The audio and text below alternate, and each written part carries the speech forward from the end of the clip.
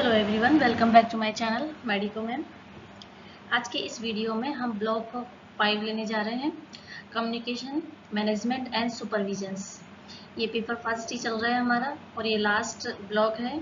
इसके बाद फिर हम सेकंड पेपर स्टार्ट करेंगे।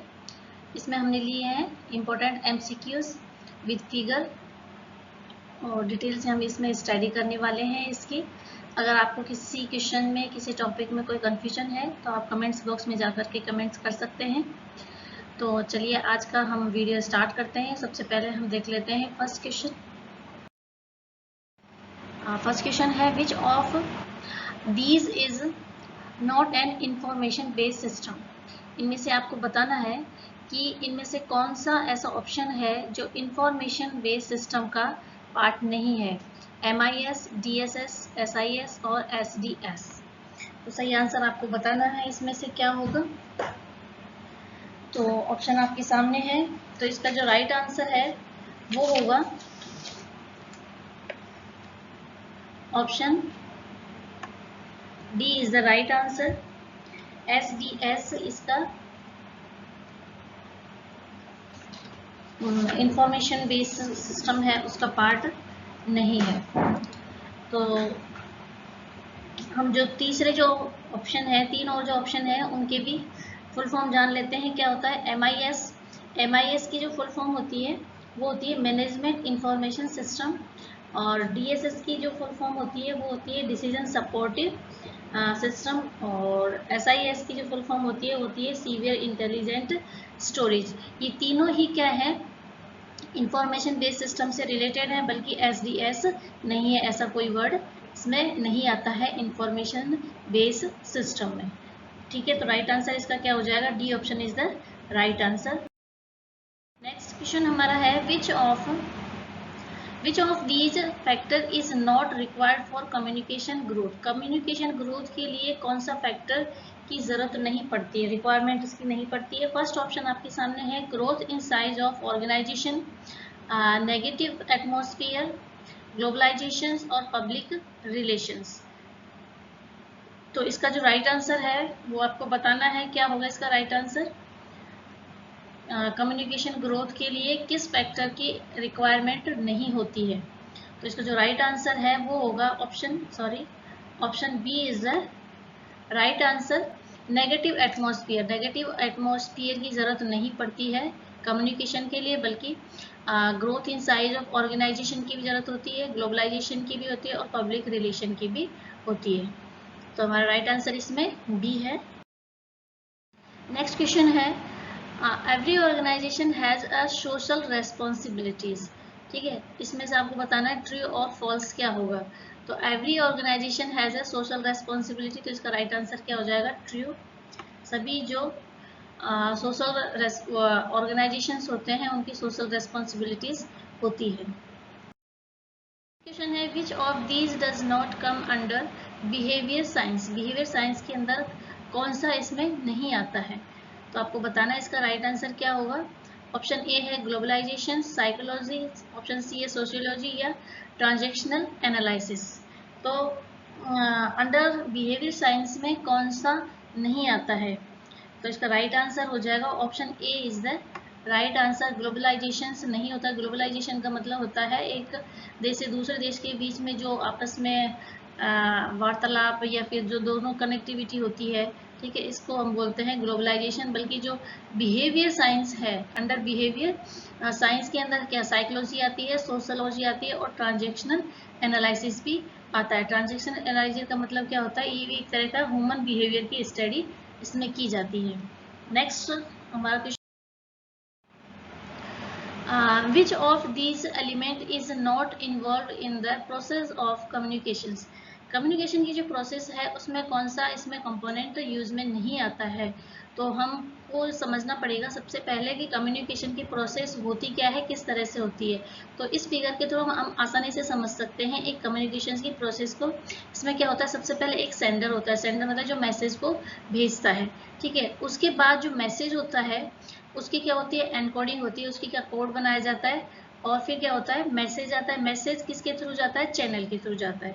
ठीक है, इसमें क्या होता है, मैसेज बोल सकते हैं, चैनल बोल सकते हैं। इसके थ्रू क्या होती है, उसकी डिकोडिंग होती है, फिर उसको क्या करता है, जो रिसीवर होता है वो प्राप्त करता है किसको, मैसेज को, किसके थ्रू, किसके रूप में, डिकोडिंग के रूप में, उसको क्या करता है, डिकोड करता है। इसके बाद जो रिसीवर होता है उस जो मैसेज उसने लिया है उसका क्या देता है, उसको फीडबैक देता है। फीडबैक किसको देता है, वो सेंडर को देता है कि मैंने ये मैसेज प्राप्त कर लिया और ये मैसेज है। ठीक है, तो ये होती है एक तरीके से क्या, कम्युनिकेशन की प्रोसेस। तो इसमें कुछ क्या आ जाते हैं, बैरियर्स भी आ जाते हैं, जैसे नॉइज वगैरह हो गया। ठीक है, तो ये क्या करते हैं, रुकावट डालते हैं एक तरीके से किसमें, कम्युनिकेशन की प्रोसेस में। इसमें कई तरह के होते हैं बैरियर, नॉइज भी हो सकता है, एयर पॉल्यूशन वगैरह भी हो सकते हैं, और अदर कंटेंट्स भी हो सकते हैं, जैसे चैनल में किसी तरह की रुकावट आ गई तो वो भी क्या होता है, बैरियर होते हैं कम्युनिकेशन की प्रोसेस में। तो ये है एक तरीके से इसके कंपोनेंट्स कम्युनिकेशंस के। तो आपको इसमें से बताना है कि कम्युनिकेशन की जो प्रोसेस होती है उसमें कौन सा एलिमेंट यूज में नहीं आता है। तो इसमें क्या होता है, सेंडर भी होता है, मैसेज भी होता है और चैनल भी होता है। तो क्या नहीं होता है इसमें, पाइप नहीं होता है। तो इसका राइट आंसर क्या हो जाएगा, A is the right answer. Next है which of these is the third element of communication. Communication का जो थर्ड एलिमेंट है वो क्या होता है, वो आपको बताना है। सेंडर है, चैनल है, मैसेज है या रिसीवर है। ठीक है, तो इसका जो राइट आंसर है वो क्या होगा, right answer will be the channel. क्या होगा इसका, channel is the right answer. Third elements होता है, सेंडर होता है, उसके बाद मैसेज होता है, उसके बाद चैनल होता है, उसके बाद क्या होता है, रिसीवर होता है। इस तरह से कि इसकी क्या होती है, कम्युनिकेशन की प्रोसेस होती है। नेक्स्ट क्वेश्चन है, for effective communications which of these commandment should one not follow. Effective communication के लिए कौन सा जो कमांडमेंट है उसको फॉलो नहीं किया जाता है वो आपको बताना है। नोट का ध्यान में रखना है, नॉट फॉलो। तो objective of communication, इनएडिक्वेट medium, clarity और एडिक्वेट मीडियम। तो इसमें से आपको बताना है ऐसा एलिमेंट या ऐसा कमांडमेंट जो इफेक्टिव कम्युनिकेशंस के लिए जरूरी नहीं होता है। तो आप ऑप्शन देख के ही समझ गए होंगे कि इसका राइट आंसर क्या होगा। तो सही आंसर है इसका इनएडिक्वेट मीडियम की जरूरत नहीं होती है, बल्कि एडिक्वेट मीडियम की जरूरत होती है किसके लिए, इफेक्टिव कम्युनिकेशन के लिए।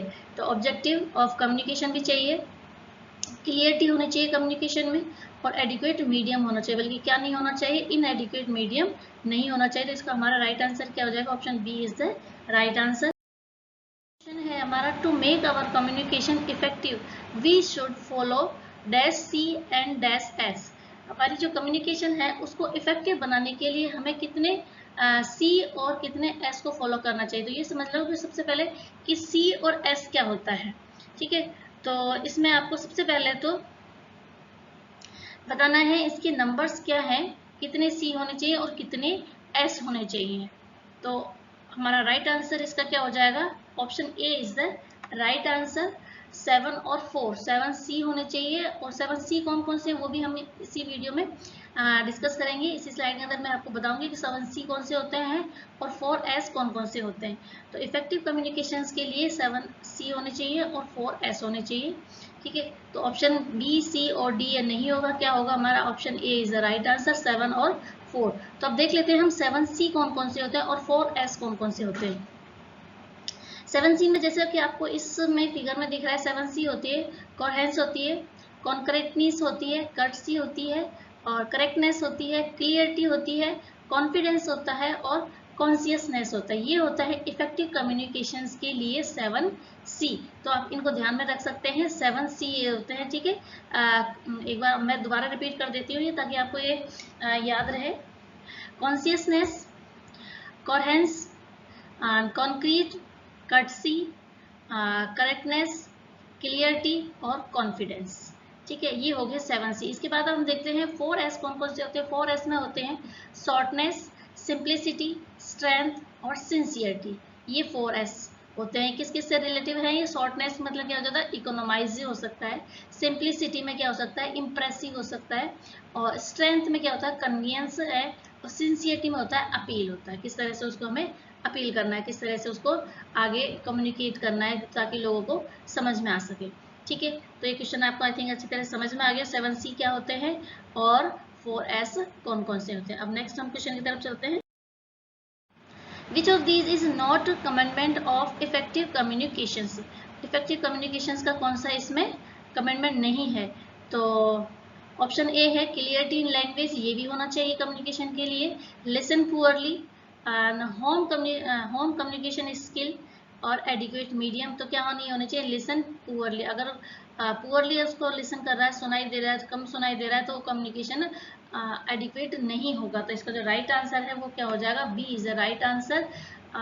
गुड या इफेक्टिव कम्युनिकेशन के लिए क्या क्या जरूर होती है? क्लियरिटी होनी चाहिए लैंग्वेज में, और कम्युनिकेशन स्किल होना चाहिए, होम कम्युनिकेशन स्किल होना चाहिए, ताकि आप जो होम कम्युनिकेशन स्किल का मतलब ये होता है कि किस तरह से एक अपनी आसानी से जो होम लैंग्वेज होती है या फिर आसानी से उसको क्या कर सकते हैं, समझ सकते हैं, ऐसे स्किल के थ्रू क्या होता है? कम्युनिकेट करना चाहिए। तो ये भी ठीक है। इसके बाद एडिक्वेट मीडियम कैसा होना चाहिए? मीडियम भी एडिक्वेट होना चाहिए ताकि कम्युनिकेशन आसानी से या अच्छी तरह से क्लियरिटी से हो सके। तो जो इसका राइट आंसर है वो क्या हो जाएगा? Listen poorly. ये इसका क्या नहीं है? इफेक्टिव कम्युनिकेशंस का कमांडमेंट नहीं है।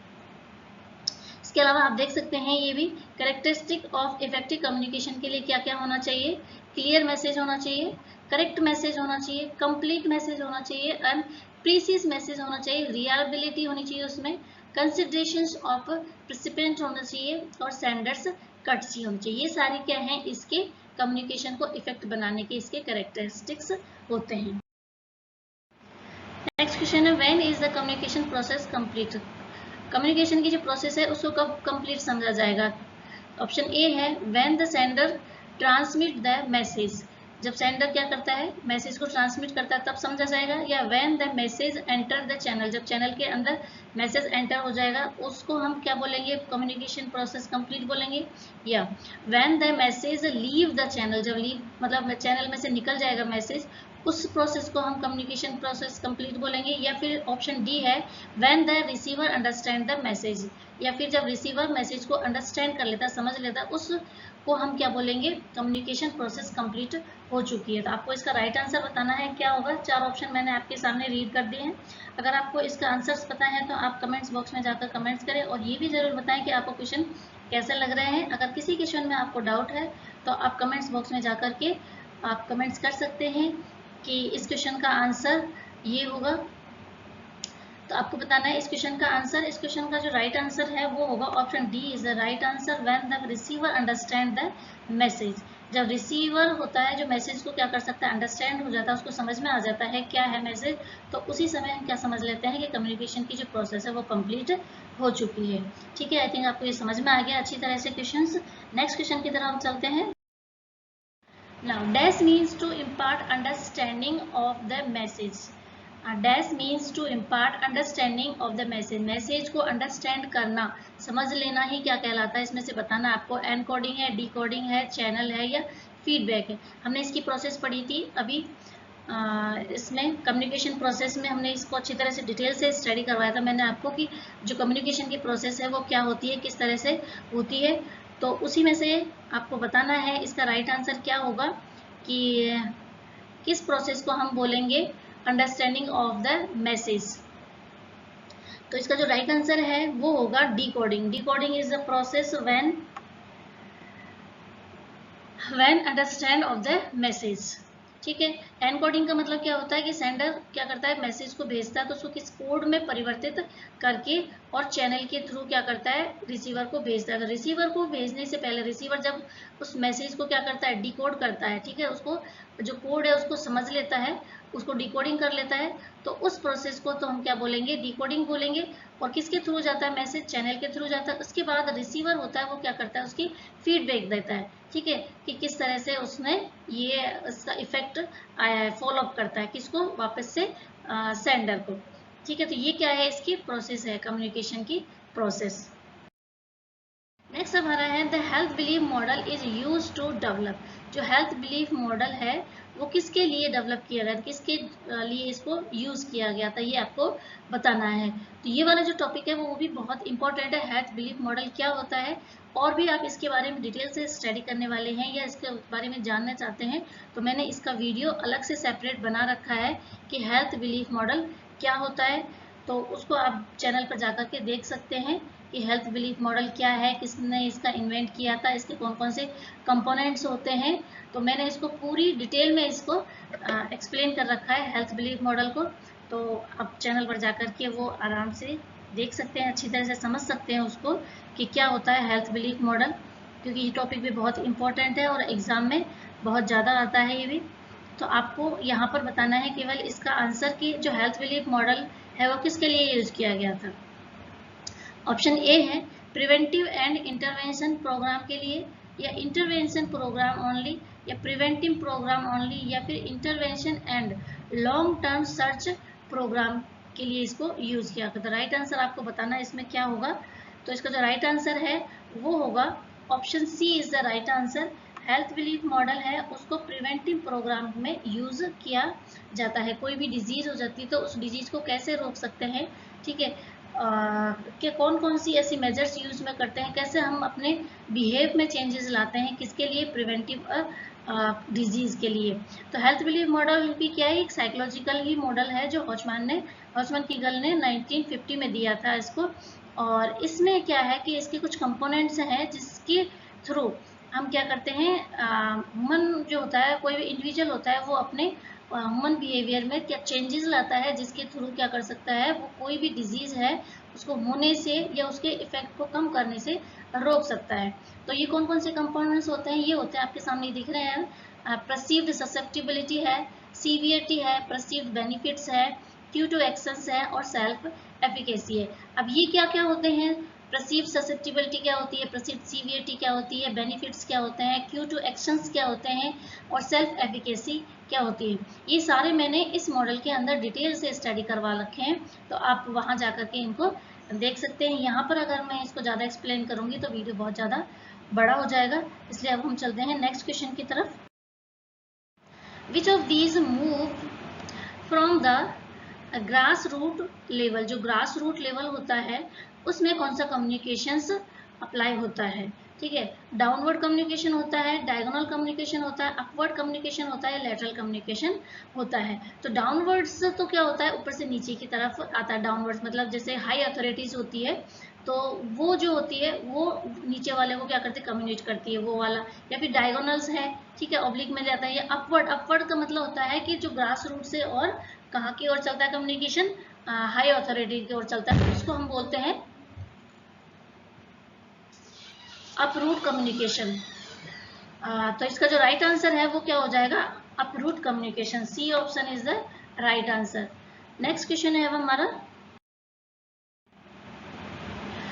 When is the communication process complete. ये क्वेश्चन दोबारा से रिपीट हुआ है तो आप इसको देख लें। तो इसका राइट आंसर क्या हो जाएगा, option D is the right answer, क्योंकि ये हम पहले डिस्कस कर चुके हैं कि कम्युनिकेशन को कंप्लीट कब समझा जाएगा, when the receiver understand the message. Next question है, ASHA has been responsible for in dash in rural area. जो आशा होती है वो कितनी पॉपुलेशन के ऊपर होती है, तो आपको इसका राइट आंसर बताना। Option A is 1000 population, 2000 population, 3000 और 4000 populations. The right answer is the option A is the right answer, 1000 population. है VHNC stand for, VHNS किसके लिए होता है, इसकी फुल फॉर्म आपको बतानी है। VHSNC stand तो village health and senior nursing commandment होता है, या vector health science and non communicable होता है। सी ऑप्शन है village health sanitation and nutrition committee होती है, या फिर नन ऑफ दीज होते हैं। तो इसका आपको राइट आंसर बताना है क्या होगा। तो इस क्वेश्चन का राइट आंसर हो जाएगा option C is the right answer, village health sanitation and nutrition committee. Very very important question है, इसमें से एग्जाम में जरूर क्वेश्चन आता है कि VHNS क्या होता है, ये कभी आप कैसे पूछ लेते हैं, या तो इसके फुल फॉर्म बताइए, या इसमें कितने मेंबर्स होते हैं ये बताइए, और इसका जो किस किस तरह से इसकी कमेटी गठित होती है, कितने साल के लिए होती है, ये सारे क्वेश्चन इसमें से कभी कभी इसमें आते हैं एग्जाम में। ठीक है, तो इसमें जो मिनिमम जो मेंबर्स होते हैं वो क्या होते हैं, 15 होते हैं। और कौन कौन से मेंबर्स होते हैं, जैसे आशा हो गई, ग्राम पंचायत की जो मेंबर्स हैं वो हो गए। इसके अलावा जो एक होता है मेडिकल स्टाफ है, गवर्नमेंट मेडिकल का जो स्टाफ है वो इसका मेंबर होता है। ठीक है, और महीने में इसकी एक बार क्या होती है, मीटिंग होती है। इसके अलावा ये जो वर्क करती है वो किसके लिए काम करती है, जो रूरल एरिया है या फिर जो जहाँ पर सब सेंटर्स होते हैं उस पर क्या करती है, ये हेल्थ एंड सैनिटेशन का इम्प्रूवमेंट का काम करती है। इसके अलावा जो भी हेल्थ से रिलेटेड इशू है, प्रोग्राम्स हैं, उनको क्या करती है, वापस से कंटिन्यूस काम करती है, उनको मॉनिटर का काम करती है, उनको चलाने का काम करती है। कोई भी हेल्थ प्रॉब्लम्स होती है, कोई भी न्यूट्रिशन से रिलेटेड कोई भी प्रॉब्लम होती है, उनका क्या करते हैं, डिस्कस करती है। इसके अलावा यहाँ पर इस पर फंड भी आता है जिसको बोलते हैं अनटाइडी फंड बोलते हैं, जो 10,000 का होता है और ईयर में एक बार आता है। ठीक है, जॉइंट अकाउंट होता है इसमें। आशा और क्या कहते हैं उसको, ग्राम जो पंचायत होती है, मेंबर होता है पंचायत, जो मेंबर होता है उसका चेयरपर्सन होता है, उसके दोनों के जॉइंट अकाउंट में इसका जाता है पैसा आता है। उसी के बेस के ऊपर या उसके ऊपर क्या होता है, इसका पूरा उस पर खर्च किया जाता है, इस पर सैनिटेशन पर, न्यूट्रिशन पर, और कोई भी हेल्थ प्रॉब्लम हो गई, चिल्ड्रन से रिलेटेड हो गई, एडोलेसेंस से रिलेटेड हो गई। ठीक है, तो इस पर क्या किया जाता है, उसका सारा खर्चा किया जाता है। ये होती है VHSNC। ठीक है, कमेटी होती है ये। अब चलते हैं हम नेक्स्ट क्वेश्चन की तरफ। हमारा क्वेश्चन है, each sub centre is located in plain area. जो सब सेंटर होता है वो कितनी पॉपुलेशन के ऊपर लोकेटेड होता है, प्लेन एरियाज में, उसकी पॉपुलेशन बता देती है आपको। ऑप्शन ए है 1000 पॉपुलेशन पर, 3000, 4000 या 5000। तो सब सेंटर होता है 3000 से लेकर के 5000 की पॉपुलेशन पर। 3000 होता है हिली एरियाज में, और जो प्लेन एरियाज होते हैं उसकी जो पॉपुलेशन होती है वो होती है 5000 पॉपुलेशन होती है। उसके ऊपर क्या होता है, एक सब सेंटर होता है। ASHA preferably in the age group. जो आशा होती है, ठीक है, आशा को NHM के थ्रू सिलेक्ट करके और इसको अपॉइंट किया जाता है, उसकी आपको बतानी है, एज बतानी है। तो ऑप्शन आपके सामने है। ए ऑप्शन है 35 से लेकर 40 ईयर की होती है, 25 से 35 की, 25 से 45 या 25 से 55 ईयर की होनी चाहिए उसकी एज। तो इसका जो राइट आंसर है वो होगा option C is the right answer. 25 से लेकर के 45 तक की एज होती है, उसको आशा के लिए इलेक्ट किया जाता है। ठीक है, तो और आशा के आपको से रिलेटेड और भी इसमें क्वेश्चंस हैं, वो मैंने इसमें डाले हैं, तो आप देखते रहिए वीडियो को लास्ट तक जरूर। MPWs are the health worker that are posted eight.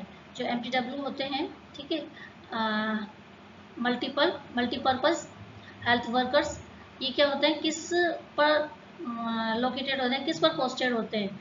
Option A है सब सेंटर पर, प्राइमरी हेल्थ सेंटर पर, कम्युनिटी हेल्थ सेंटर पर, या डिस्ट्रिक्ट हॉस्पिटल पर।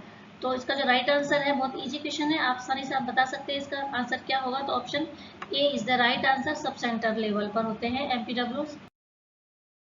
आंगनवाड़ी सेंटर्स अंडर, जो आंगनवाड़ी होती है वो किसके अंदर आती है, ICDS, यूनिसेफ, FAO या फिर केयर के अंदर आते हैं। तो इसका राइट आंसर क्या हो जाएगा, option A is the right answer, ICDS, integrate child development services के अंदर क्या आती है, आंगनवाड़ी आती है।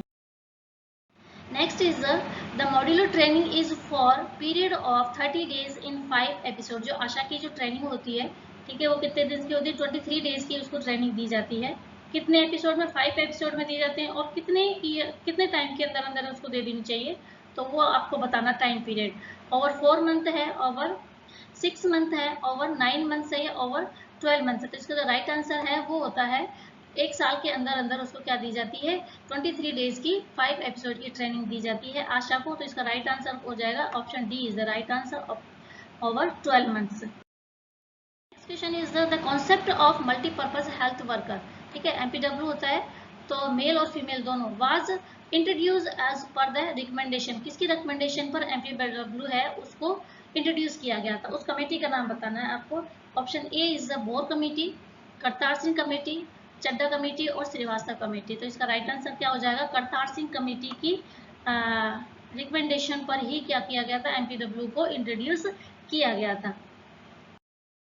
This is the last step in process of problem solving. जो प्रॉब्लम सॉल्विंग की जो प्रोसेस होती है, कोई भी अगर प्रॉब्लम आ जाती है तो उसको सॉल्यूशन हम जो निकालते हैं तो उसकी भी क्या होती है, स्टेप बाय स्टेप कुछ प्रोसेस होती है, उस प्रोसेस को बताना है आपको। उसकी लास्ट स्टेप कौन सी होती है, लास्ट स्टेप को हम क्या कहेंगे। तो ऑप्शन ए है डिजाइन अ सॉल्यूशन है, डिफाइन अ प्रॉब्लम है, प्रैक्टिसिंग द सॉल्यूशन है, या ऑर्गेनाइजिंग द डाटा है। तो ऑर्गेनाइजिंग द डाटा तो कोई लेना देना है नहीं इस चीज से, ठीक है, प्रॉब्लम सॉल्विंग से। तो इसका जो राइट आंसर वो आपको बताना है। इसके बाद ऑप्शन ए है डिजाइन अ सॉल्यूशन और डिफाइन अ प्रॉब्लम और प्रैक्टिसिंग द सॉल्यूशन। तो इसका जो राइट आंसर वो मैं बता देती हूँ, उसके बाद मैं आपको एक्सप्लेन करूंगी कि जो प्रॉब्लम सॉल्विंग की जो प्रोसेस है वो किस तरह से होती है। तो इसका जो राइट आंसर है वो हो जाएगा प्रैक्टिसिंग द सॉल्यूशन। तो इस फिगर के थ्रू आप देख सकते हैं, सबसे पहले हम यहाँ से स्टार्ट करते हैं। सबसे पहले क्या करते हैं, प्रॉब्लम है उसको डिफाइन करते हैं, प्रॉब्लम को जानते हैं, प्रॉब्लम क्या है, कैसी नहीं है।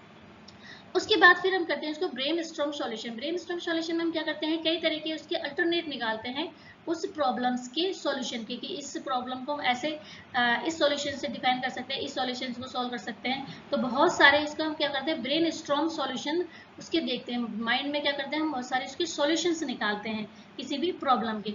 उसके बाद हम क्या करें, पिक अ सॉल्यूशन। अब बहुत सारे हमारे पास सॉल्यूशन हो गए, कोई बहुत से अल्टरनेट हो गए कि इस प्रॉब्लम का ये सॉल्यूशन हो सकता है, इस प्रॉब्लम का ये सॉल्यूशन हो सकता है, इस प्रॉब्लम का ये सॉल्यूशन हो सकता है। तो ठीक है, बहुत सारे सॉल्यूशन हम हमारे ब्रेन में क्या कर लेते हैं, बहुत सारे इकट्ठे कर लेते हैं। उनमें से क्या करते हैं, हम एप्रोप्रिएट जो सॉल्यूशन होता है उसको क्या करते हैं, पिक करते हैं, उठा लेते हैं। उसके बाद उस सॉल्यूशन को उठाने के बाद फिर हम क्या करते हैं, उसका इम्प्लीमेंटेशन करते हैं, फिर उस सॉल्यूशन को हम लागू करते हैं, सॉल्यूशन को अप्लाई करते हैं। अप्लाई को क्या भी कर सकते हैं हम, प्रैक्टिसिंग द सॉल्यूशन भी कह सकते हैं। देन है रिव्यू द रिजल्ट। उसके बाद जो लास्ट जो स्टेप है, या फिर लास्ट हम इसको ये भी कह सकते हैं इम्प्लीमेंटेशन ऑफ सॉल्यूशन, या फिर रिव्यूइंग द रिजल्ट भी कह सकते हैं। तो यहाँ पर ये ऑप्शन नहीं था तो हमने क्या बोल दिया, यहाँ पर क्या है इसका, प्रैक्टिसिंग द सॉल्यूशन। और उसके बाद हम क्या करते हैं, रिव्यू द रिजल्ट। ठीक है, उसका रिजल्ट देखते हैं कि जो हमने सॉल्यूशन लिया है उसका क्या रिजल्ट आया। तो इस तरह से ये क्या होती है, एक प्रॉब्लम सॉल्विंग की प्रोसेस होती है। ठीक है, नेक्स्ट अब हम चलेंगे नेक्स्ट क्वेश्चन की तरफ। नेक्स्ट क्वेश्चन है, what is the role of ASHA. ASHA के क्या रोल होते हैं, कौन कौन से काम करती है एक आशा। तो आशा की फुल फॉर्म आपको पता ही होगी क्या होती है। आशा की कई बार ये भी क्वेश्चन आ जाता है कि what is the full form of ASHA. तो आशा की फुल फॉर्म भी आप देख लीजिए क्या होती है। आशा की फुल फॉर्म होती है एलिगेट सोशल हेल्थ एक्टिविटीज। ठीक है, एलिगेट सोशल हेल्थ एक्टिविटी होती है इसकी फुल फॉर्म। तो अब आपको बताने हैं कि आशा के जो रोल्स होते हैं क्या क्या होते हैं, क्या काम करती है ASHA. To create awareness in area. ठीक है, बी ऑप्शन है counselling pregnant women, act as depot holder, या ऑल ऑफ दी अबव। तो राइट आंसर आपको बताना है क्या होगा इसका राइट आंसर। तो according to options all are the right answer. तो D option is the right. सारे ही काम करती है आशा। अवेयरनेस का काम भी करती है, काउंसलिंग का काम भी करती है, और डिपोर्ट होल्डर भी बनाती है। तो इसके अलावा आप ये भी देख सकते हैं, इसमें आशा है इसकी रेस्पॉन्सिबिलिटी क्या करती है, काउंसलिंग करती है। ठीक है, ब्रेस्ट फीडिंग के लिए, स्किल बर्थ के लिए, अटेंडेंस के लिए, प्रिवेंशन ऑफ डिजीज के लिए भी। इसके अलावा क्या करती है, कम्युनिटी सैनिटाइजेशन का भी काम करती है, जैसे health and nutrition related program etcetera. Provisions of drug, malaria और ट्यूबरकुलोसिस, इनका भी क्या करती है, ये डिस्ट्रीब्यूशन का काम करती है ना। कम्युनिटी मोबिलाइजेशन का काम भी करती है, सर्वे ऑफ हेल्थ का भी काम करती है, डायग्नोसिस मलेरिया में भी काम करती है। इसके अलावा एस्कॉर्ट का भी काम करती है, एंटीनेटल पोस्टनेटल केयर है, इंस्टीट्यूशनल डिलीवरी है, उसमें भी एस्कॉर्ट का काम करती है। इसके अलावा इम्यूनाइजेशन है, डायबिटीज टेस्ट है, फैमिली प्लानिंग है। ये सारे क्या है, रोल्स ऑफ द आशा। ठीक है, आशा के ये सारी रेस्पॉन्सिबिलिटी है, ये अपने एरिया में काम करती है। नेक्स्ट है, all of the following are grass root level workers except बताना है आपको, इनमें से कौन सा ग्रास रूट लेवल का वर्कर नहीं है। तो ऑप्शन ए हेल्थ असिस्टेंट है, ऑप्शन बी है anganwadi worker, village health guide है, या ट्रेडिशनल बर्थ अटेंडेंट है। तो इसमें से आपको बताना है ग्रास रूट पर कौन सा हेल्थ वर्कर नहीं होता है, एक्सेप्ट पूछा है इसमें। तो option A is the right answer. Health assistant क्या होता है, ग्रास रूट पर नहीं होता है। MPW male worker should mainly focus on, जो MPW होता है मल्टीपर्पज वर्कर, मेल और फीमेल दोनों होते हैं, तो आपको बताना है मेल का क्या काम होता है इसमें। Prevention and control of communicable disease ये होता है, या प्रिवेंटिव हेल्थ केयर होता है, स्कूल हेल्थ सर्विसेज प्रोवाइड करता है, ऑल ऑफ द अबाउट होता है इसके फंक्शन। तो इसका जो राइट आंसर है वो सारे ही काम करता है, ये प्रिवेंटिव और कंट्रोल ऑफ कम्युनिकेबल डिजीज भी काम करता है, प्रिवेंटिव हेल्थ केयर के रूप में भी करता है, स्कूल हेल्थ सर्विसेज भी प्रोवाइड करता है, और इसके अलावा ये सारे ही काम करते हैं। तो ये इसके क्या है, रेस्पॉन्सिबिलिटी कह सकते हैं, रोल्स कह सकते हैं इसके MPW के। क्वेश्चन है A&M work should mainly focus on, जो A&M होती है क्या होता है, ये गवर्नमेंट अपॉइंटेड मेडिकल स्टाफ होता है जिसको हम क्या कह सकते हैं, MPW ही होता है पर फीमेल, ठीक है। तो इसके जो काम है वो कौन कौन से होते हैं, maintenance of record and registers का काम करती है, इम्यूनाइजेशन का करती है, IUD इंसर्ट का करती है, ऑल ऑफ द अबाउट। तो इसका जो राइट आंसर है वो क्या होगा, option D is the right answer, सारे ही काम करती है। रिकॉर्ड मेंटेन का, रिकॉर्ड एंड रजिस्टर मेंटेन का काम भी करती है, इम्यूनाइजेशन का भी करती है, और IUCD जो इंसर्शन है उसका भी काम करती है पट्टी वगैरह लगाना। नेक्स्ट क्वेश्चन है the basic unit is HIMS।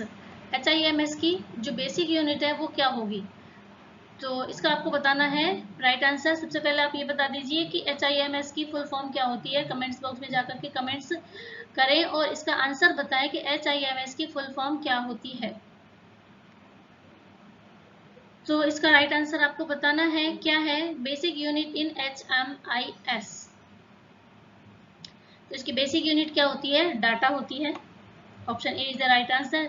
Technique, monitor या सुपरविजन ये नहीं होते हैं। इसके अलावा आप ये देख सकते हैं इसकी जो यूनिट होती है हेल्थ इंफॉर्मेशन सिस्टम, रिसोर्सेज है, इंडिकेटर्स है, इसमें इसकी ये बेसिक यूनिट्स होती हैं, डाटा सोर्सेज है, डाटा मैनेजमेंट है, इंफॉर्मेशन प्रोडक्ट्स है, और डायमेंशंस एंड यूजेस है। तो आपको ये इसके बेसिक यूनिट्स पता होने चाहिए। अब मैं बता देती हूँ आपको HIMS की फुल फॉर्म क्या होती है। HIMS की फुल फॉर्म होती है हेल्थ मैनेजमेंट इंफॉर्मेशन सिस्टम। कई बार ये भी इसके भी क्या होते हैं, फुल फॉर्म पूछ लेते हैं एग्जाम में। कई ऐसे वर्ड हैं जो बार बार रिपीट होते हैं, जैसे आशा है, HIMS है, ठीक है, इनकी फुल फॉर्म भी पूछ ली जाती है कि क्या होती है इनकी फुल फॉर्म, तो ये भी आपको पता होना चाहिए। क्वेश्चन है quality is measured in different aspect except, जो क्वालिटी है उसको किससे मेजर करते हैं, ठीक है, वो आपको बताना है इसमें किससे नहीं करते हैं, एक्सेप्ट है इसमें, ठीक है।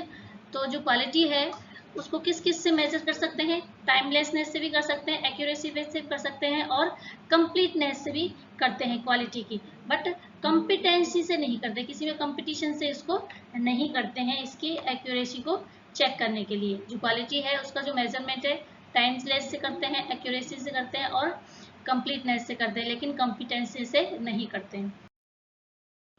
नेक्स्ट क्वेश्चन है व्हाट इज मेंटोरिंग। मेंटोरिंग किसको बोलेंगे, क्या है मेंटोरिंग। ऑप्शन आपके सामने है, 4 ऑप्शन है। ऑप्शन ए है system of practical training and consultation that fosters ongoing professional development to yield sustainable high quality clinical care outcome. B option है degree of willingness to excrete and maintain an effort towards organization goal. C option है a continuous process of identifying, measuring and developing the performance of individual or team and aligning that performance to the strategic goal of the organizations. D option है a process that use dialogue and constructive feedback to help staff to improve their performance in pursuit of the organization's mission while also setting goal for growth. तो option आपके सामने ये है, तो option आपको समझ में आ गए होंगे, मैं समझा देती हूँ आपको एक एक करके। फर्स्ट जो ऑप्शन है वो है system of practical training and consultation that foster ongoing professional development to yield sustainable high quality clinical care outcome। मतलब ऐसा सिस्टम जिसमें क्या होता है प्रैक्टिकल ट्रेनिंग और कंसल्टेशन के थ्रू क्या की जाती है, एक highly quality clinical care provide की जाती है, sustainable highly quality clinic care इसमें प्राप्त की जाती है, उसको बोलेंगे मेंटोरिंग। या फिर क्या होता है a degree of willingness to excrete and maintenance and effort towards organisation goal. Organization के गोल को प्राप्त करने के लिए क्या की जाती है, या डिग्री ऑफ विलिंगनेस होती है, ठीक है, अपनी इच्छा से क्या करना, एक्सक्रेट और मेंटेनेंस देना, किसके तरफ, an effort towards organisation goal, organisation goal को की तरफ क्या लगाना, एफर्ट लगाना, ये होता है। या फिर सी ऑप्शन है a continuous process of identifying, या फिर एक कंटिन्यूअस प्रोसेस होता है किसकी, identifying, measuring and developing the performance of individual. ये क्या है, एक कंटिन्यूअस प्रोसेस है किसकी, आइडेंटिफाइंग, मेजरिंग और डेवलपिंग की, किसकी परफॉर्मेंस, इंडिविजुअल के परफॉर्मेंस को आइडेंटिफाई करने की या फिर मेजरिंग करने की या डेवलपिंग करने की एक कंटिन्यूअस प्रोसेस है, या फिर क्या किसी टीम की, इंडिविजुअल की या किसी टीम की, and align that performance to the strategic goal of the organization. और जो ये हमने परफॉर्मेंस उसको हमने आइडेंटिफाई किया है, मेजरिंग किया है, उसको क्या करना, स्ट्रेटेजिक तौर पर किसको लगाना, ऑर्गेनाइजेशन के गोल को प्राप्त करने में लगाना, ये है। या फिर डी ऑप्शन क्या है, a process that use dialogue and constructive feedback to help staff, या फिर ऐसी प्रोसेस या डायलॉग जिसके थ्रू क्या कर सकते हैं, स्टाफ की हेल्प करते हैं फीडबैक में, ये वाला प्रोसेस है। तो इसमें से आपको बताना है राइट आंसर क्या होगा। तो इसका जो राइट आंसर है वो क्या है कि जो मेंटोरिंग है वो क्या है, एक सिस्टम है, ठीक है। सिस्टम के थ्रू क्या करते हैं, इसको किया जाता है कि जिसमें एक प्रैक्टिकल ट्रेनिंग और कंसल्टेशन के माध्यम से क्या किया जाता है, एक सस्टेनेबल हाई क्वालिटी की क्लिनिक केयर प्राप्त की जाती है, उसको बोलते हैं मेंटोरिंग। जैसे आजकल जैसे तुम लोग जब CH अपॉइंट हो जाएंगे तो उसमें जो कंसल्टेशन की जो प्रोसेस है वो वाली मेंटोरिंग के अंदर आती है कि आप अपने MO से क्या कर सकते हैं, कंसल्ट कर करके, और उसके बाद फिर आप क्या करते हो, मेडिसिन वगैरह प्रोवाइड करते हो। तो इस तरह से क्या होती है, एक हाईली क्लिनिकल केयर प्रोवाइड की जाती है। तो ये जो प्रोसेस है वो क्या होती है, मेंटोरिंग की प्रोसेस होती है, ठीक है। नेक्स्ट क्वेश्चन की तरफ चलते हैं।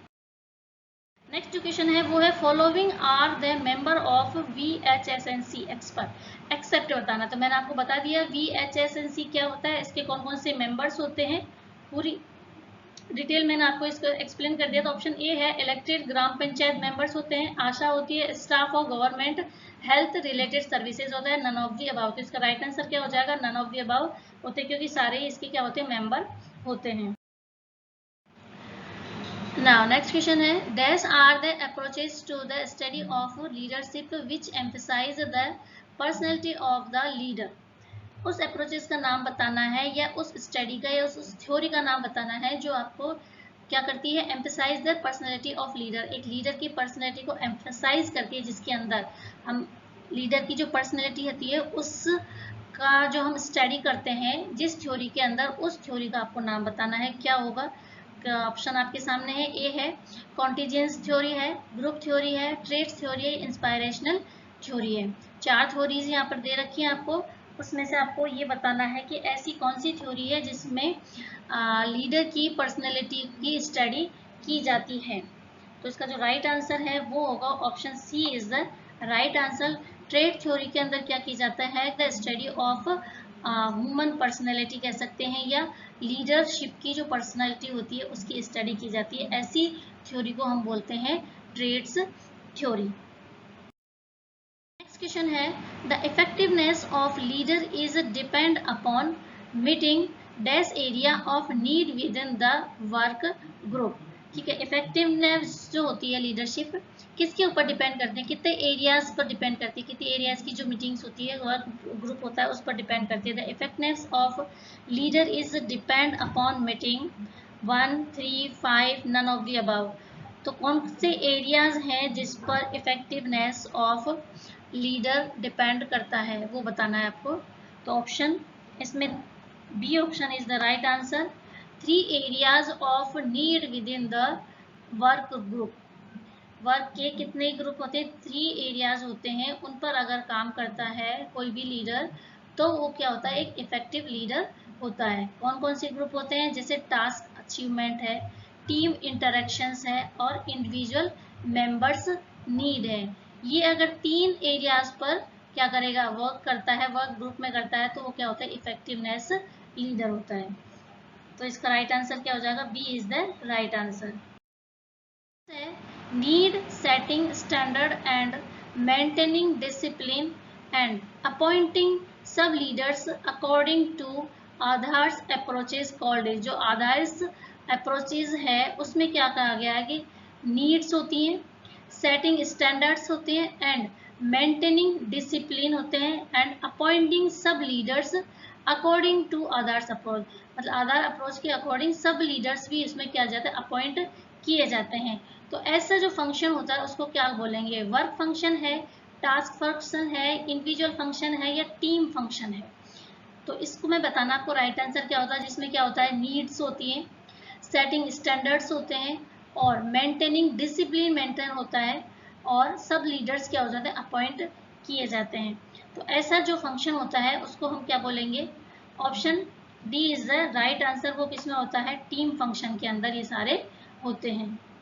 Next question, the Ohio state leadership study, ठीक है, Ohio state leadership study relevant dash and maintaining structures to major dimension of leadership behaviour, ठीक है, कौन सी इसमें आपको होते हैं ये बताना है आपको। ओहियो जो स्टेट लीडरशिप होती है उसके अंदर इसमें है, ये स्टडी है किसकी है, लीडरशिप की स्टडी है, इसका नाम है ओहियो स्टेट लीडरशिप है। इसमें कितनी इनिशिएटिव क्या होता है, रिलीवेंट दो होते हैं, दो मेजर डायमेंशन होते हैं, वो दो डायमेंशन आपको बताने कौन से होते हैं। टू मेजर डायमेंशंस होते हैं, कंट्रोल होता है, कम्युनिकेशन होता है, कोलैबोरेशन होता है, कंसिडरेशन होता है। तो ओहियो स्टेट लीडरशिप होती है, उसमें क्या होते हैं, एक होता है कंसिडरेशन और एक होता है इनिशिएटिंग स्ट्रक्चर, ये टू डायमेंशंस होते हैं, ठीक है। तो आपको इसका राइट आंसर क्या बताना है, इसका राइट आंसर क्या आ जाएगा, कंसिडरेशन। जो ओहियो स्टेट लीडरशिप की स्टडी है उसमें दो डायमेंशन होते हैं, दो डायमेंशन के ऊपर फोकस किया जाता है, किस किस के ऊपर, कंसिडरेशन के ऊपर और इनिशिएटिंग स्ट्रक्चर के ऊपर, जो आपको मैंने यहाँ पर समझा रखा है। जैसे ये ओहियो का स्टेट लीडरशिप स्टडी है, यहाँ पर क्या है, कंसिडरेशन बिहेवियर है, और यहाँ पर क्या है, इनिशिएटिंग स्ट्रक्चर बिहेवियर। दो तरह के बिहेवियर होते हैं, इनिशिएटिंग और कंसिडरेशन, तो दो इसके मेजर डायमेंशन होते हैं। तो इसमें क्या ले रखा है, पहले यहाँ पे high consideration and low initiating structure है, high consideration and high initiating source है, फिर है low consideration and low initiating, low consideration and high initiating structures है। ये क्या है, एक ओहियो का लीडरशिप स्टडीज है। तो इसका क्वेश्चन का हमारा जो राइट आंसर है वो क्या हो जाएगा, कंसिडरेशन। दो इसके डायमेंशंस होते हैं, ठीक है, एक होता है इनिशिएटिंग स्ट्रक्चर और दूसरा क्या होता है, कंसिडरेशन। नेक्स्ट क्वेश्चन है आपके सामने, identify the 4 main styles of leadership. Leadership की आपको 4 जो मेन स्टाइल्स हैं उसको आइडेंटिफाई करना है। Displayed by the manager which identify in Tannenbaum and Schmidt's continuum of possible leadership behaviour. जो ये थ्योरी है लीडरशिप की, तानबियम एंड एस्केमेट कंटिन्यूम की, उसके थ्रू आपको जो लीडरशिप की 4 मेन स्टाइल्स हैं उनको आइडेंटिफाई करना है। अब ये जो थ्योरी है, ये वाला जो आपको दिया गया है वो कौन सा इसका थ्योरम है वो मैं बता देती हूँ। इसकी कौन सा बिहेवियर थ्योरी लीडरशिप की, तानबियम स्क्वेमिट्स की। इसमें क्या होता है, tells, sells, consult, share and delegates. ये क्या होता है, area of freedom for subordinates होते हैं। इसमें क्या करता है, टेल्स में क्या करता है, अनाउंस किया जाता है, मेक डिसीजन अनाउंसेस होते हैं। सेल्स में क्या होता है, मेक डिसीजन, एक्सप्लेन किया जाता है डिसीजंस को, and gets suggestions and make them the decide. Share में क्या, डिफाइंड लिमिट्स, ग्रुप और डिसीजंस डिसाइड किया जाता है। इसके बाद डेलीगेट्स में होता है subordinates function within defined limitations. तो इसमें आपको 4 स्टाइल्स बतानी है किसकी, थ्योरी की, तबुम एंड स्केमिट्स कंटिन्यूम की। तो ऑप्शन ए है tells, helps, joins and leads, commands, sells, consults and resists है। सी ऑप्शन है tell, sells, consult and joins है, और डी ऑप्शन है commands, help, join and leads है। तो इसका राइट आंसर आपको बताना है, क्या होगा राइट आंसर इसका हो जाएगा C is the right answer, tells, sells और कंसल्ट, जैसा कि आपको इसमें फिगर में भी दिख रहा है, ये होते हैं इसमें। इसके बाद अब हम देखते हैं नेक्स्ट क्वेश्चन। क्वेश्चन है हमारा, contingency theory of leadership based on. इससे पहले हमने देखा था कि जो लीडरशिप की थ्योरीज होती है कौन कौन सी होती है, उसमें एक कॉन्टेजेंस थ्योरी भी थी, और क्या बोलते हैं, इंस्पायरेशनल थ्योरी, ट्रेस थ्योरी भी थी। उसमें से आपको बताना है कि जो कंटाजेंस जो थ्योरी होती है वो किसके बेस के ऊपर होती है। ऑप्शन ए है that there is no single style of leadership appropriate to all situations. B option है that there is a single style of leadership appropriate to all managers. C option है that there is a single style of leadership appropriate to all situations, और D option है none of the above। आपको बताना है इसका right answer क्या होगा। तो इसका जो राइट आंसर है वो होगा option A is the right answer, that there is no single style of leadership appropriate to all situation. मतलब सारी सिचुएशंस के लिए एक ही सिंगल स्टाइल नहीं होगी लीडरशिप की, वो ही क्या होती है, कंटाजियस थ्योरी होती है। ठीक है, तो option A is the right answer.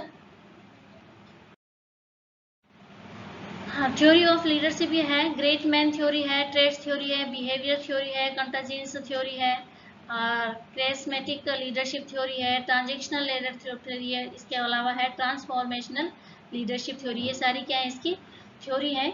तो इसको अगर आपको जानना है तो डिटेल में मैं इसकी स्टडी करवाऊंगी कि अलग एक एक थ्योरी को हम डिटेल से स्टडी करेंगे लीडरशिप की। नेक्स्ट क्वेश्चन आपके सामने। According to Maslow hierarchy theory, in order to motivate an employee, there are 5 basic needs that are meant to be fulfilled step by step. Choose correct order to need from following. आपको यहाँ पर बतानी है कि according to Maslow की hierarchy जो theory है need की, उसको ध्यान में रखते हुए किसको मोटिवेट करना है आपको, मोटिवेट एंड एम्प्लॉयज। तो देर आर 5 बेसिक नीड्स। कितनी 5 बेसिक नीड्स होती हैं अकॉर्डिंग टू मास्लो हायरार्की के अनुसार, उसको आपको यहाँ पर बताना है कौन कौन सी वो होती है। ऑप्शन ए है आपके सामने, security, physiological, social, esteem, recognization, self actualization. या फिर एस्टीम है, रिकॉग्नाइजेशन है, सेल्फ एक्चुअलाइजेशन है, फिजियोलॉजिकल है, सोशल सिक्योरिटी है। फिजियोलॉजिकल है, सिक्योरिटी है, सोशल एस्टीम है, रिकॉग्नाइजेशन है, सेल्फ एक्चुअलाइजेशन है। फिजियोलॉजिकल है, सोशल है, सिक्योरिटी है, सेल्फ है, फिर एक्चुअलाइजेशन है, एस्टीम है, एस्टीम रिकॉग्नाइजेशन है। तो ये सारी ही क्या है, 5 नीड्स होती हैं एक पर्टिकुलर ह्यूमन बींग्स की। तो उसमें से आपको स्टेप बाय स्टेप बतानी है कि सबसे पहले कौन सी फिजिकल नीड आएगी, उसके बाद कौन सी फिजिकल नीड आएगी। मैं आपको एक्सप्लेन कर देती हूँ कि जो मास्लो हायरार्की की जो नीड्स होती हैं वो क्या होती है, टोटल 5 नीड्स होती हैं। According to step by step हम चलते हैं। सबसे पहले जो उसकी नीड होती है वो होती है फिजियोलॉजिकल नीड, शारीरिक उसकी आवश्यकता क्या होती है। इसमें क्या आते हैं उसके, जैसे रोटी कपड़ा होता है, ठीक है, फूड है, वाटर है, स्लीप है, वार्मथ है और सेक्स है। ये क्या होती है उसकी फिजियोलॉजिकल नीड्स होती है। इसके बाद आती है उसकी सेफ्टी। सेफ्टी मतलब अब उसको खाना तो मिल गया, लेकिन खाना मिलने के बाद जैसे क्या होगा, उसको सेफ्टी की जरूरत है। किसकी जरूरत होगी, उसको घर की जरूरत होगी। तो घर के लिए क्या होगा, इसको personal and financial security, wellbeing. तो उसको क्या चाहिए, फाइनेंशियल चाहिए और सिक्योरिटी चाहिए, ठीक है। इसके बाद आ जाती है उसको सोशल नीड। अब उसको क्या करना है, फ्रेंडशिप है, ठीक है, फैमिली बनानी है उसको, तो उसके लिए कौन सी नीड आ गई, उसकी सोशल नीड आ गई। ये 3 नीड हो गई। सबसे पहले फिजियोलॉजिकल, शारीरिक, उसको अपनी क्या होगी, भोजन के थ्रू अपनी शारीरिक नीड को पूरी कर लिया। उसके बाद उसको सेफ्टी के लिए घर की जरूरत हुई, तो उसने क्या किया, एक अपना घर बना लिया। उसके बाद सोशल नीड में क्या हुआ, उसने फ्रेंडशिप है या फिर फैमिली, अपनी फैमिली को अपने वो कर लिया उसने। इसके बाद आता था एस्टीम नीड। एस्टीम नीड का मतलब में क्या आता है, सेल्फ रिकॉग्नाइजेशन आ जाता है, सेल्फ कॉन्फिडेंस आ जाता है, अटेंशन आता है, कॉम्पिटेंसी आ जाती है, फ्रीडम हो जाती है इसमें। इसके बाद आता है सेल्फ एक्चुअलाइजेशन। फिर उसको क्या कहते हैं, एक आत्मचिंतन की अवस्था आ जाती है। एस्टीम में क्या होता है, इसको आत्मसम्मान चाहिए, सेल्फ, ठीक है, आत्मसम्मान किसमें, समाज में आप किस तरह से रहेंगे, तो उसको क्या चाहिए, एक आत्मसम्मान की जरूरत होती है। इसके बाद होता है, उसके लास्ट स्टेप होती है सेल्फ एक्चुअलाइजेशन। अब उसको एक आध्यात्मिक रास्ते की तरफ या आध्यात्मिक फीलिंग की तरफ उसको नीड पड़ती है। तो ये क्या है, इसकी 5 नीड्स होती हैं मास्लो हायरार्की की थ्योरी के अनुसार। तो इनको हमें स्टेप बाय स्टेप याद करना है। सबसे पहले क्या होती है, फिजियोलॉजिकल नीड होती है, फिर सेल्फ सेफ्टी की होती है, उसके बाद सोशल होती है, फिर एस्टीम होती है और इसके बाद सेल्फ एक्चुअलाइजेशन की होती है। तो इसमें आपको राइट आंसर बताना है क्या होगा। तो according to this Maslow theory C option is the right answer. सबसे पहले क्या होता है, फिजिकल होती है, फिर सिक्योरिटी होती है, फिर सोशल होती है, फिर एस्टीम होती है, एस्टीम रिकॉग्नाइज है, उसके बाद सेल्फ एक्चुअलाइजेशन होती है। ठीक है, तो ये हो गई इसकी थ्योरी। अब हम चलते हैं नेक्स्ट क्वेश्चन है, what does situational theory of leadership emphasis. जो सिचुएशनल थ्योरी है वो किसकी है, ठीक है, आपको बताना है उसका नाम। What does situational theory of leadership, leadership की जो है सिचुएशनल थ्योरी में क्या होता है, पर्सनैलिटी ट्रेट्स होते हैं, इवेंट्स होते हैं, एनवायरमेंट्स होते हैं, या पॉलिटिकल सिचुएशन होती है। तो इसका जो राइट आंसर होता है वो क्या होता है, इवेंट्स होता है। Option B is the right answer. Events में क्या होती है, कौन सी होती है, सिचुएशनल थ्योरी इवेंट्स के अंदर आती है, बल्कि जो पर्सनैलिटी ट्रेट्स है वो किस में आती है, ट्रेट्स थ्योरी में आती है। Next, what are the key characteristics of transitional leader. जो ट्रांजिशनल जो लीडर्स होते हैं उसके क्या क्या कैरेक्टरिस्टिक होते हैं वो आपको बताना है। गाइडिंग, मेंटोरिंग एंड मोटिवेटिंग होता है, या फिर guiding, commanding and motivating, guiding, demonstrating and motivating, guiding, monitoring and demonstrating. इसमें से आपको बताना है इसका राइट आंसर क्या होगा। तो राइट आंसर क्या होगा कि जो ये होते हैं ट्रांजेक्शनल जो लीडर होते हैं उनकी क्या क्वालिटी होती है, option A is the right answer होता है। ये क्या करते हैं, गाइड करते हैं, मॉनिटर भी करते हैं और मोटिवेट भी करते हैं। ठीक है, ठीक है, मोटिवेट भी करेंगे और उसको क्या करेंगे, मेंटोरिंग भी बोल सकते हैं, या गाइडिंग। ठीक है, गाइडिंग करेंगे, मेंटोरिंग करेंगे और मोटिवेट भी करेंगे। नेक्स्ट क्वेश्चन है, what is the term for power derive from status और पोजीशन इन एन ऑर्गेनाइजेशन। एक ऑर्गेनाइजेशन है जिसके पास क्या है, ऐसी पोजीशन है या ऐसा स्टेटस है जिसके पास क्या है, पावर है, तो उस टर्म को क्या कहेंगे हम।